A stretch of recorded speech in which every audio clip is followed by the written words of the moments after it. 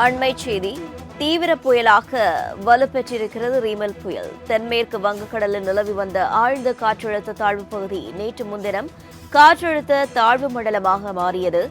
இந்நிலையில் ரீமல் புயலானது தீவிர புயலாக வலுப்பெற்றிருக்கிறது. அண்மை செய்தியாக பார்த்து வருகிறோம். 6 மணி நேரத்தில் மணிக்கு 6 கிலோமீட்டர் வேகத்தில் வடக்கு நோக்கி நகர்ந்து இன்று காலை 5:30 மணியளவில் தீவிர புயலாக ரீமல் புயலானது வலுவடைந்திருக்கிறது. மேலும் புயல் நள்ளிரவில் வங்கதேசம் மற்றும் அதை ஒட்டிய சாகர் தீவு அருகே கரையை கடக்கும் என வானிலை ஆய்வு மையம் தெரிவித்திருக்கிறது. இதுகுறித்தான கூடுதல் விவரங்களை செய்தியாளர் செலீனா வழங்க கேட்கலாம். வணக்கம் செலீனா, தற்போது ரீமல் புயலானது வலுப்பெற்றிருக்கிறது.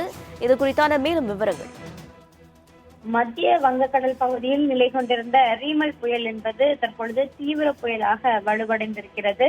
மேலும் இது வடக்கை நோக்கி நகர்ந்து கொண்டு இருப்பதாக இந்திய வானிலை ஆய்வு மையம் தெரிவித்திருக்கிறது. குறிப்பாக வடக்கு வங்கக்கடல் பகுதியில் நிலை கொண்டிருந்த ரீமல் புயல் கடந்த 6 மணி நேரத்தில் 6 கிலோமீட்டர் வேகத்தில் வடக்கை நோக்கி நகர்ந்து இன்று காலை 5:30 மணி அளவில் தீவிர புயலாக வலுவடைந்து இருப்பதாகவும், இது மேலும் இன்று நள்ளிரவில் குறிப்பாக வங்கதேசத்திற்கும் அதே போல மேற்கு வங்கத்திற்கும் இடையே கரையை கடக்கக்கூடும் என்று இந்திய வானிலை ஆய்வு மையம் தெரிவித்திருக்கிறது. குறிப்பாக அந்த கடற்கரையோர பகுதிகளில் தான் அதிகபட்சமான காற்றும் மழையும் இருக்கக்கூடும் என்றும் வானிலை ஆய்வு மையம் எச்சரிக்கை என்பது விடுக்கப்பட்டிருக்கிறது.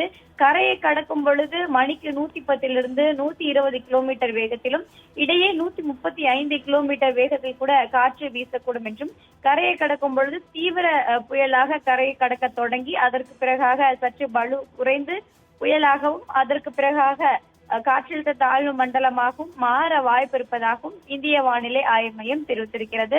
தற்பொழுது தீவிர புயலாக அது நிலை கொண்டிருக்கக்கூடிய நிலையில் கிட்டத்தட்ட மேற்கு வங்கத்தை நோக்கி இன்று மாலை நகரக்கூடும் என்றும், நள்ளிரவில் கரையை கடக்க தொடங்கும் என்றும் வானிலை ஆய்வு மையம் எச்சரிக்கை விடுக்கப்பட்டிருக்கிறது.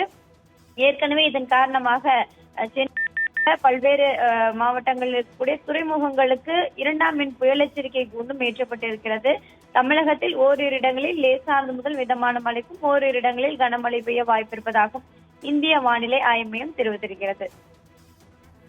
விவரங்களுக்கு நன்றி செலீனா.